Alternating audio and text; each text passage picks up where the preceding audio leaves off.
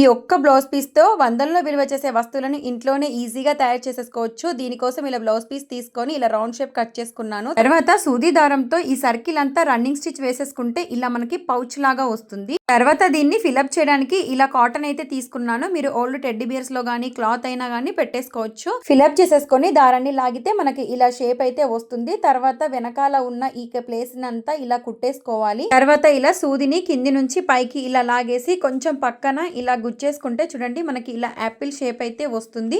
Next ఇక్కడ నేను కాడ కోసం బైండింగ్ వైర్ అయితే ఇలా మలిపేసుకొని తీసుకొని ఇందులో ఇలా గుచ్చేసుకున్నానండి. కాడలాగా తయారైపోయింది.